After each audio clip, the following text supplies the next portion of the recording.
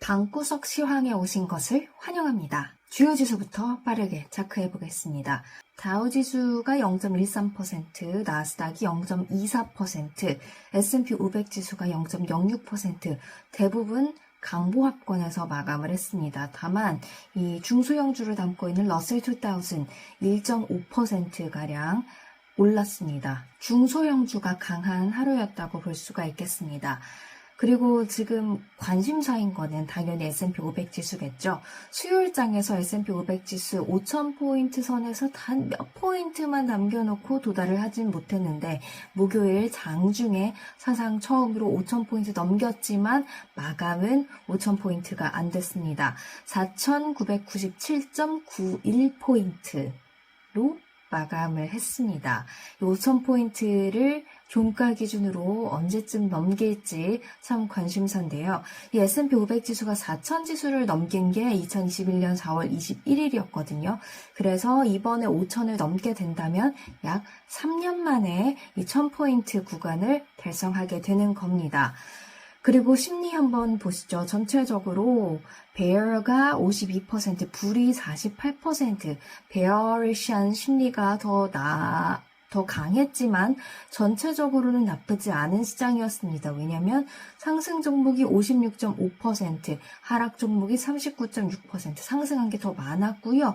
50일 이평선이나 200일 이평선을 웃돌면서 거래되는 종목들이 더 많은 시장이었습니다.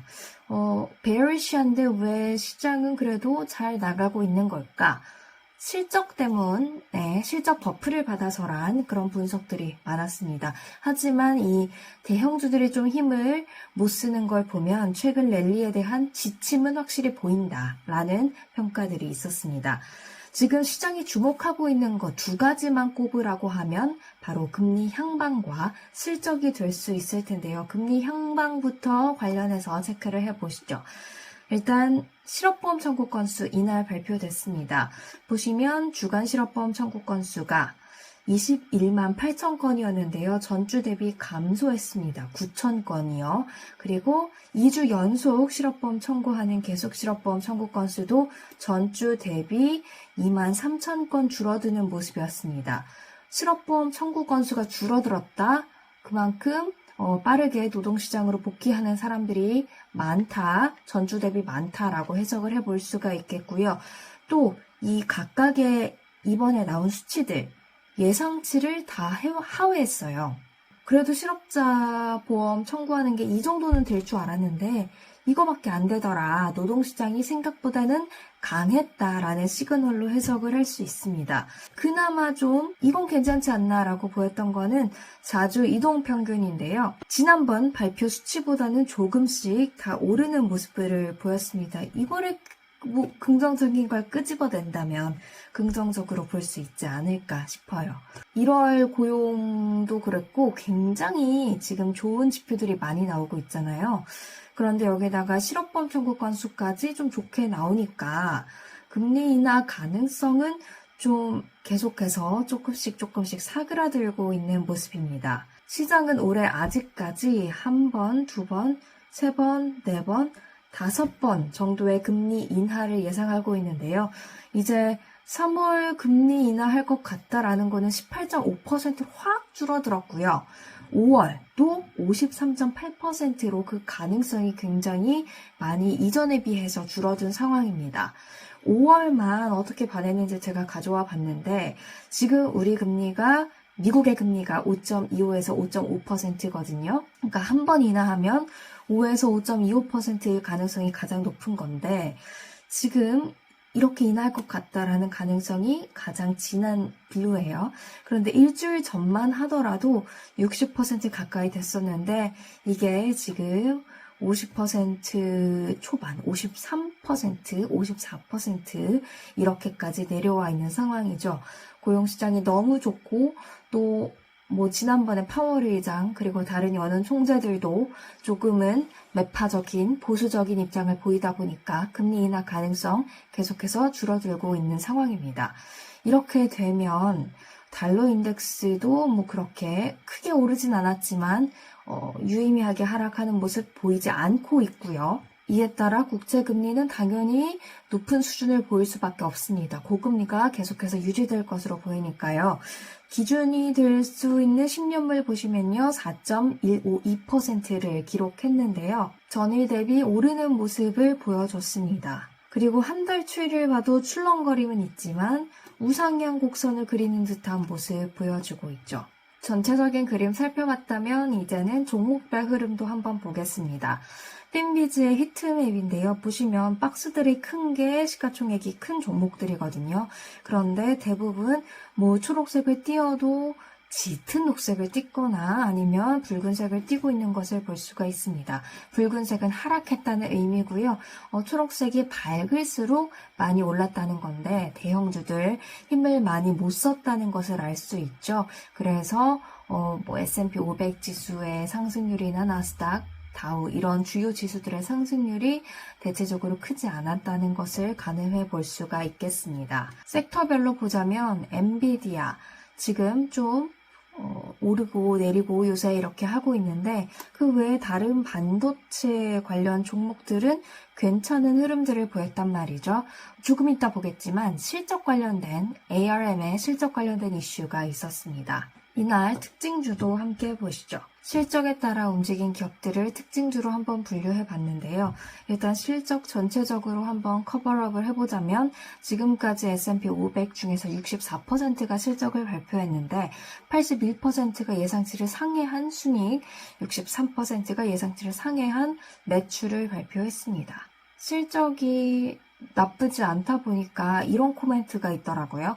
도이체방크의 전략가는 지금 5천 부근에서 오르락 내리락 하고 있는 S&P 500 지수가 순익 성장 강세에 힘입어서 오를 것이다.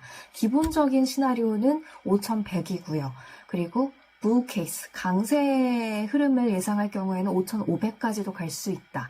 지금은 금리보다 실적의 지수들이 움직이고 있다라고 평가를 했습니다.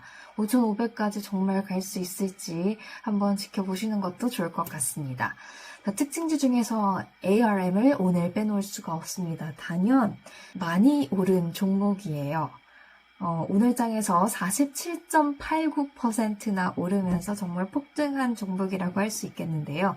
전날 장 마감 이후에 호실적 그리고 좋은 가이던스로 이미 시간을 거래해서 폭등했다가 이거를 반납했었는데 오늘 장에서 다시 한번 그 수준을 뛰어넘는 그런 모습을 보였습니다. 어떤 호실적이었냐 보면 EPS나 매출 모두 예상치를 크게 웃도는 모습을 보였고요.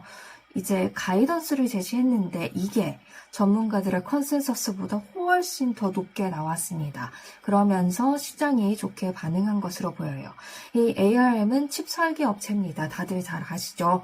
주로 로열티로 돈을 벌고 있는데 스마트폰 시장이 회복되면서 이 로열티 매출이 많이 늘었다고 합니다. 그리고 단순히 이 스마트폰 반도체로부터 로열티를 얻는 게 아니라 자동차 그리고 클라우드 제공하는 회사들에 들어가는 그런 반도체들로 통한 로열티를 받기도 하기 때문에 그런 것들을 다 고려했을 때 좋은 가이던스를 제시한 것이다. 이렇게 냈어요.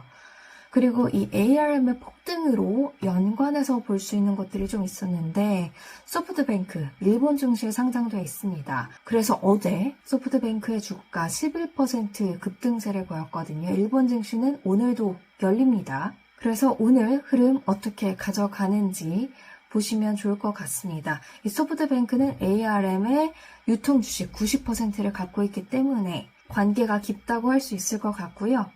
그리고 이 ARM의 실적 발표 이후 주가가 어제 11%가량 급등을 하면서 이 ARM의 지분 가치가 716억 달러에서 874억 달러로 160억 달러가량 점프를 했어요. 위어크로 인한 손실을 충분히 만회할 수 있게 됐습니다. ARM의 폭등으로 같이 주목받은 게 바로 이 ETF IPO입니다. 티커가 IPO인데요. S&P 500 지수에 포함되어 있는 종목하고 비슷한 게 거의 없어요. 이 IPO는 신규 상장된 종목들을 주로 담고 있는데요. IRM도 지난해 9월에 신규 상장된 종목이기 때문에 이 IPO에 포함이 되어 있습니다.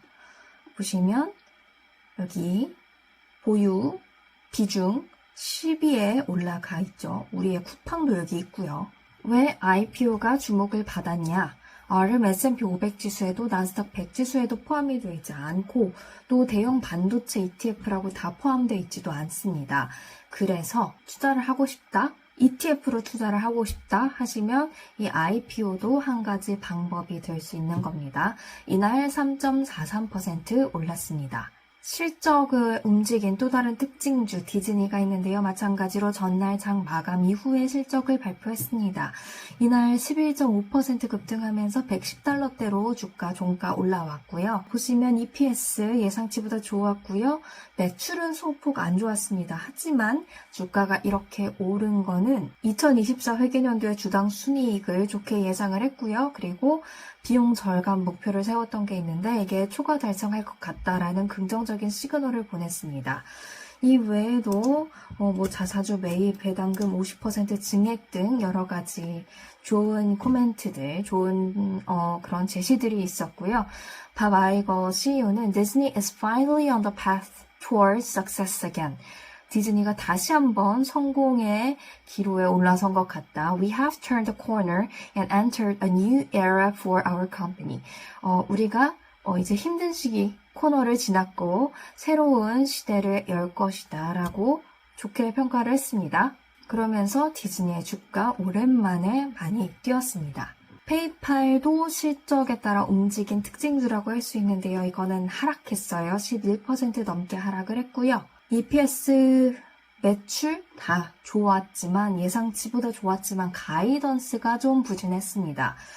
올해 주당 순이익 $5 10센트 예상했는데 전망치 하회했고요. 순이익 성장률 5에서 6% 예상했는데 전망치가 8.7%였습니다. 역시나 예상치 하회하면서 가이던스가 안 좋았기 때문에 주가 하락했습니다. 비트코인 관련주 대부분 다 올랐습니다. 코인베이스도 올랐고요. 마이크로스트래티지 올랐고요. 마라톤 디지털 다들 좋은 흐름 보였는데요. 비트코인 가격이 올라서겠죠. 비트코인 가격, 비트코인 스팟 ETF가 출시한 이후에 가격이 좀 하락하는 듯한 모양새였는데 이날 1개월 내 최고치 다시 보였습니다. 45,000달러 오랜만에 다시 웃도는 모습 보였고요. 덕분에 비트코인 관련주 올랐다고 볼 수가 있겠고 투자자들은 최근 큰 손들이 이 가격이 하락했을 때 다시 비트코인을 좀 추가 매입했다라는 점에 주목을 하기도 했습니다. 마지막으로 유가 보시죠. 유가 전일 대비 3.2% 오르면서 배럴당 $76 22%에 마감했습니다. 4거래일 연속 오르고 있는데요. 블링컨이 최근에 중동 순방을 했지만 성과가 그다지 좋지는 않다는 평가가 있어요. AP통신은 이스라엘 총리한테 가서 뺨 한 대 얻어맞은 거다라고 설명을 했는데 유가 계속해서 오를지 지켜볼 필요가 있을 것 같습니다. 이렇게 오늘 경제방송이 좀 공휴일을 맞아서 한산해지는 틈을 타서 방구석 시황 열어봤습니다. 뉴욕 증시 목요일장이었습니다. 새해 복 많이 받으세요.